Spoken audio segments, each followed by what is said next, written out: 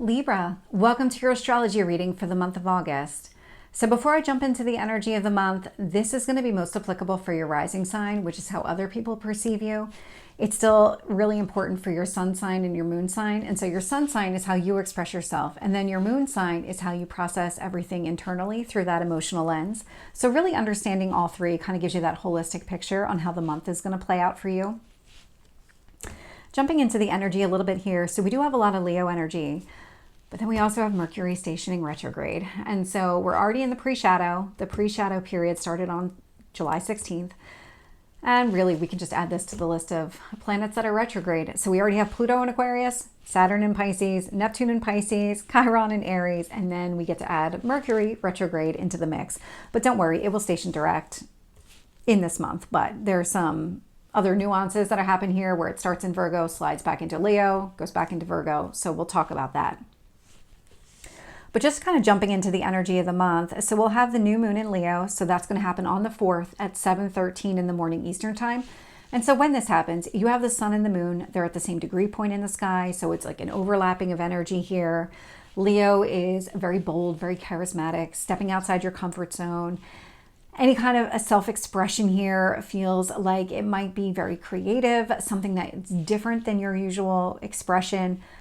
Leo is sitting in your 11th house. So this is your community. These are the people that you surround yourself with. And so you might be expressing yourself in a different type of way here and expressing how you feel about different things. And it might be in a creative type of way.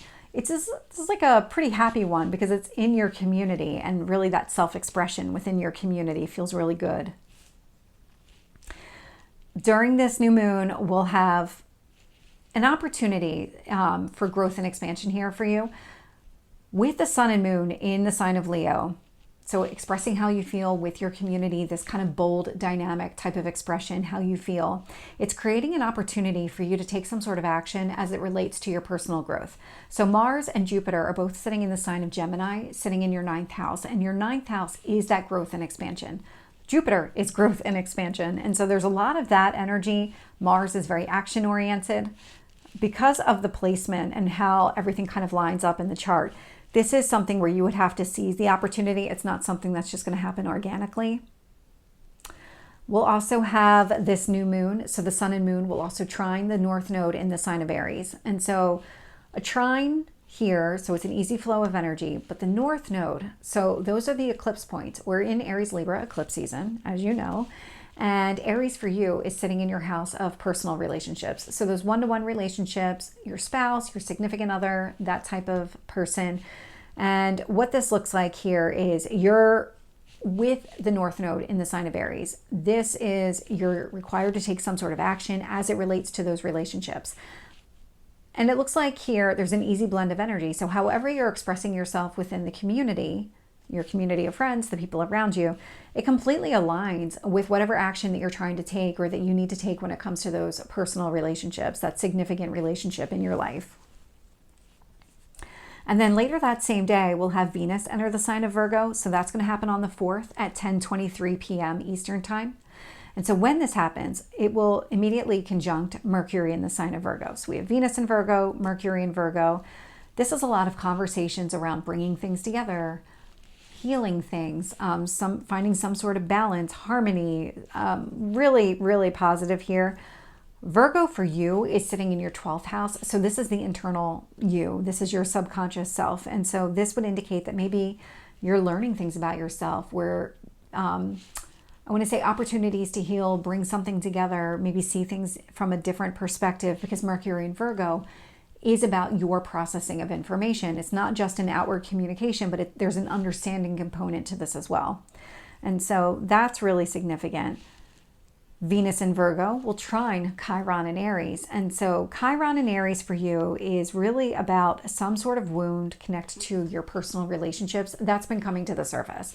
So this has been coming to the surface for a while. It would have taken place on April 8th, we had that solar eclipse in the sign of Aries, and it really kind of highlighted these wounds coming to the surface. And so what's happening right now is however you're feeling about yourself, whatever internal work you're doing to kind of heal yourself, it's helping heal the wounds that you have connected to relationships, or maybe one relationship specifically if you're in a significant relationship here. And Venus in Virgo will square Uranus in the sign of Taurus. And so that internal healing that's taking place, it's creating some sort of obstacle or challenge to other work that's being done to transform you. So Uranus and Taurus, Uranus is a planet of transformation. Taurus is a very grounded energy. It's occupying your 8th house, that house of death and rebirth. So this could also be like other people's money, the money that you earn, things like that. And so what's happening here is it's creating obstacles or challenges to transformation related to that. It feels more like right now you need to focus on your own internal healing, healing the relationship before you can start thinking about money or any kind of additional changes that need to take place. And so it's a square. You can work with the energy. We're actually going to see this throughout the month until we get to the end of the month where it gets easier to work with. Then we have Mercury station retrograde. So that's going to happen on the 5th at 12:56 in the morning Eastern time. And so when this happens, we'll have Mercury conjunct Venus. Mercury will now be retrograde. So we did just see the Mercury conjunct Venus energy. So again, all sitting in your internal house, your internal you, that subconscious piece. Mercury retrograde, I mean, it's as an internal processing, an internal reflection of information. Venus and Virgo, what do you need to heal? What do you need to highlight? And kind of focus on what you value versus maybe giving everything the same level of priority. This is about really making that choice to say, okay, this is the most important piece. This is what I'm going to hold on to. This is what I'm going to work on. Really more of the same type of energy since it's already dealing with an internal house here.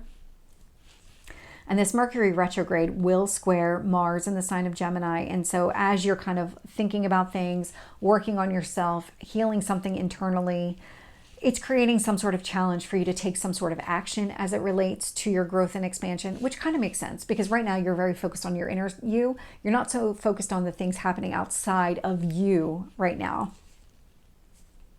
And then this Mercury retrograde will also square Uranus in the sign of Taurus. And again, just like we'll see throughout the month, there's other changes that are taking place and they could be related to the money that you earn, maybe your spouse's income, could be power and control issues and intimacy issues, death and rebirth. Whatever's taking place, it's like you need to deal with the internal version of yourself before you deal with anything that's happening to you externally. I made a note here. I'll talk about Lionsgate separately just because it shows up every year. It's 8/8. We're already in the energy right now and it's a portal. I'm not going to talk about it now so much to say that it's going to be part of one of my daily readings. There is going to be an astrology and tarot and a numerology piece to it too, specifically because it's 8/8. That's the portal, but we're in an 8 year. So that's significant. So kind of jumping back into the astrology of the month. So what we saw on the 5th was Mercury station retrograde in the sign of Virgo. On the 14th, Mercury now regresses into the sign of Leo. So this is that kind of backwards movement into the sign of Leo, which really what's happening here is that, I'm not going to get into it, never mind. But anyway, Mercury is now in the sign of Leo. And so that's going to happen at 8:16 p.m. Eastern time. And so we'll have Mercury conjunct the sun. And so the sun in the sign of Leo, again, very bold, dynamic type of expression, but now Mercury retrograde is in that energy. So any kind of conversation would now be directed inward. And so this is you understanding things from maybe a different viewpoint as it relates to your community, as to your circle of friends, your tribe of people, because that Leo energy is sitting in your 11th house. Mercury retrograde will also trine the moon in Sagittarius. And so the moon in Sagittarius for you is sitting in your 3rd house. And so any kind of internal reflection as it relates to your community, your friends, things like that, it easily blends with you communicating things on a very big scale. So moon in Sagittarius, how do you feel about the big picture? How do you feel about growth, prosperity, all of these things, going after abundance, good luck, all of those things. And so it's an easy blend of energy. So love to see that showing up here because this does indicate the internal viewpoint and the external conversation, easy blend. We'll have Mercury retrograde trine Chiron in Aries. And so how you're seeing your friends, your group of friends, is also helping you heal a wound connected to relationships.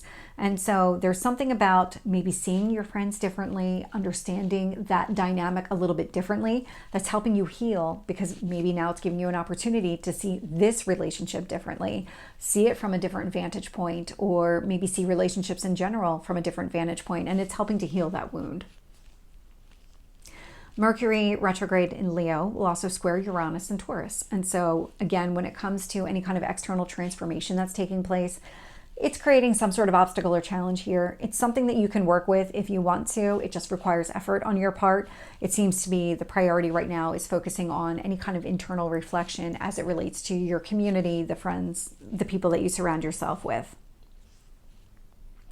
And then on the 19th, we'll have the full moon in the sign of Aquarius. And so that's going to happen at 2:26 in the afternoon Eastern time.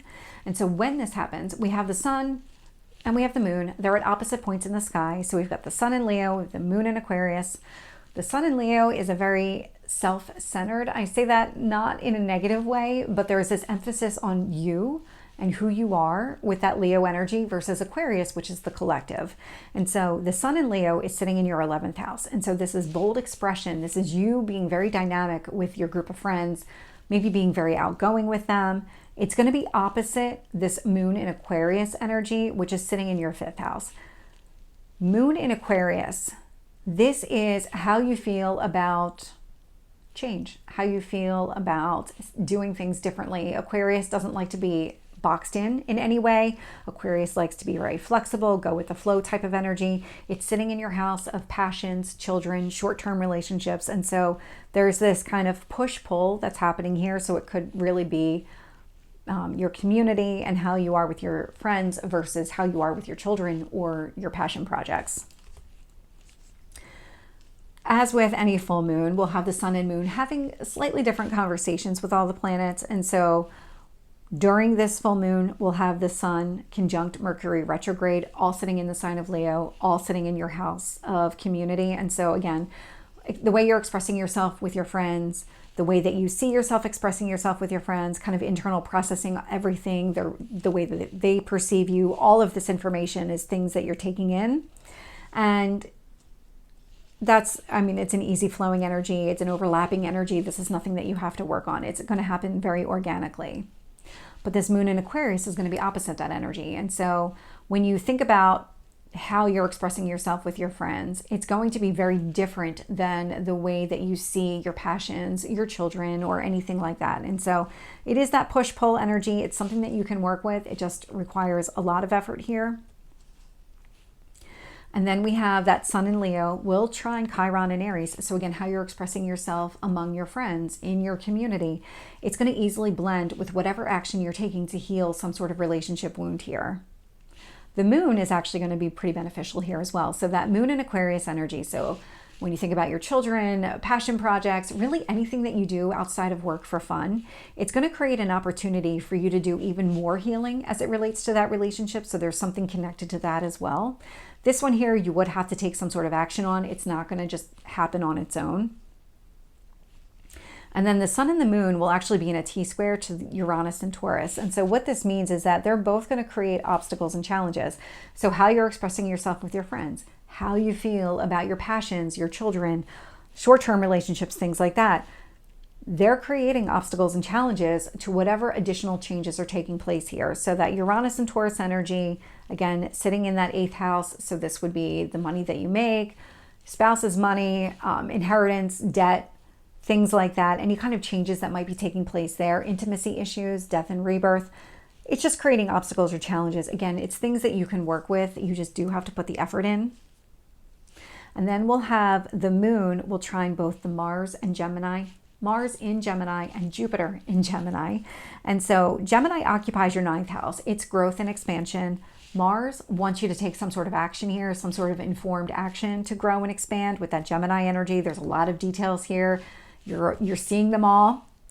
Jupiter in Gemini is growth. So it's growth sitting in a growth house. And so the way that you feel about your children or your passion projects and everything that you're doing there, easily blends with whatever action you want to take to grow and expand who you are, to really kind of step into the person that you want to be. Then we have the sun enter the sign of Virgo. So that's going to happen on the 26th at 10:55 in the morning Eastern time. And so when this happens, we'll have the sun conjunct Mercury, but now they're in different signs. So we'll have the sun in Virgo, Mercury retrograde in Leo. And the sun in Virgo is sitting in your 12th house. And so this is maybe about expressing your inner self, how you feel about that, maybe any kind of healing work that you're doing here. Virgo is a very healing energy.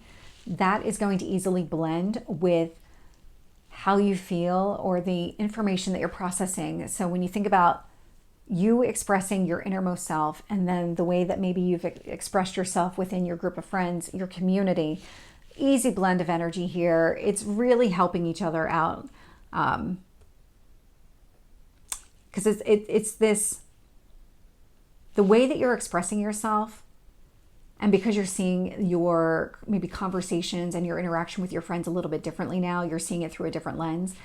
There's a lot of healing that can take place here. And in fact, this sun in Virgo will trine Chiron in Aries. And so when you think about how you're expressing those innermost thoughts, those innermost feelings that you have, maybe even kind of the healing that you've been doing, that shadow work that you've been doing, it's going to easily blend with that wound that's been coming up in your significant relationship here, in those one-to-one relationships. And then we will have the sun in Virgo square Uranus and Taurus. And so again, with the obstacles and challenges as it relates to other people's money, spouse's money, death and rebirth, intimacy issues, all of those things.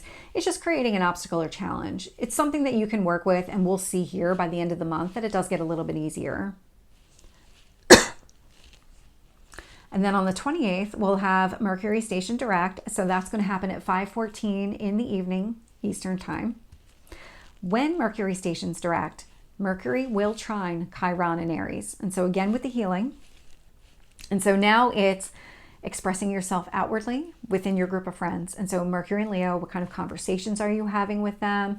Bold, dynamic type of conversations. It's going to help you easily blend whatever wound has been coming to the surface as it relates to those one-to-one relationships here. And so again, it could be that the way that you interact with your friends, it's kind of giving you a different vantage point. It's helping you understand that maybe there's a different type of conversation, or you're maybe able to see things through a different viewpoint when it comes to this wound, or somebody else's wound, like not somebody else's wound, but just the way that you interact with that person. Because the Chiron energy, I mean, it is a wound. And here it's connected to those relationships, but there's multiple ways that that can show up. It can show up in relationships in general. So maybe it's something where you've really focused on those short-term relationships because you didn't feel like you could enter into one of those long-term relationships. You just didn't feel like that was the right move for you. And it had to do with some sort of fear around intimacy. That could be coming to the surface here. We've been dealing with that a lot as it shows up. There could be an energy of maybe you've just never really opened yourself up to other people, and that's why you've had a hard time trying to enter into a 7th house type of relationship, a marriage type of relationship. And because of all the sun and Virgo energy, and we see all this Mercury and Leo energy, and so opening up to your friends might help you open up to another person in that type of relationship. And this is where you can kind of heal that wound, where maybe you don't feel so vulnerable doing it. It's because of the reaction that you've received from these other people that you love and care about. Mercury and Leo will create an opportunity here for you to grow and expand. And so Mercury and Leo will sextile both Mars and Jupiter in the sign of Gemini. This is where how you express yourself within your community, within your friends, it's creating more opportunities to take some sort of action to grow and expand who you are. And so there's a lot of growth happening for you, really significant. And it's really using your existing relationships to kind of help navigate other relationships and really move forward. Just like we saw before, we'll have Mercury and Leo square Uranus and Taurus. And so again, with the obstacles and challenges as it relates to the money that you make, intimacy issues, the death and rebirth energy, the next day is where we start to see some of this turn around. So on August 29th, Venus will enter the sign of Libra. and that's going to happen at 9:23 in the morning Eastern time. And so Venus is the ruler of your sign. It also rules the sign of Taurus, but a little bit differently here. And so Venus rules relationships, wants things to come together, is really looking for that harmony, that balance, which is you to a T. And so when Venus enters into your sign, it's going to trine that Uranus and Taurus energy. And so now what you're trying to bring together, that balance that you're trying to find within yourself, that harmony that you're trying to get from you, because Venus in Libra is your physical self, that first house energy. It's going to easily blend with whatever additional changes are taking place that are transforming you. So again, could be related to intimacy issues, because we've seen a lot of Chiron in Aries, the healing connected to that all throughout the month. This could be connected to the money that you make, debt, anything along that type. Again, intimacy issues, something along those lines. It's definitely a transformation that's taking place. We also have Venus in Libra trine Pluto retrograde in Aquarius. And so this is more transformation. So Uranus is a planet of transformation. Pluto is a planet of transformation. Pluto retrograde in Aquarius. So Aquarius is a very liberating type of energy. Pluto is the death and rebirth planet. So now that Pluto is retrograde in the sign of Aquarius, any kind of limitations that you've put on yourself, this is what's being lifted. For you, Aquarius is sitting in your 5th house. So 5th house related to children, house of fun. These are the things that you enjoy doing in your free time. So hobbies, passions, things like that. Could be short-term relationships if that's what you're interested in. It does look like you might be dealing with some sort of wounds connected to a higher level relationship. So everybody's a little bit different here. But what's happening now is whatever balance that you're finding within yourself, it's going to easily blend and really work with those internal changes that are taking place in your 5th house. It's helping you kind of liberate that, break free from any kind of restrictions there. And then we have Venus in Libra square Mars in the sign of Gemini. And so because you're focused on finding the balance for yourself, it's creating some sort of obstacle or challenge for you to take some sort of action as it relates to other types of growth in your life. But it feels like you've got so much changing right now that the emphasis is on let's kind of steady this before we move forward with additional changes here. And then we have Venus in Libra opposite Neptune retrograde in Pisces. Pisces for you occupies your daily life. It's sitting in that house of daily routines. Pisces energy is all about your dreams, your goals, things like that. And Neptune is the ruler of Pisces. So it's really that type of energy. And so when you think about ideally, what does your daily life look like? And your daily life, the things that you would do on a regular basis.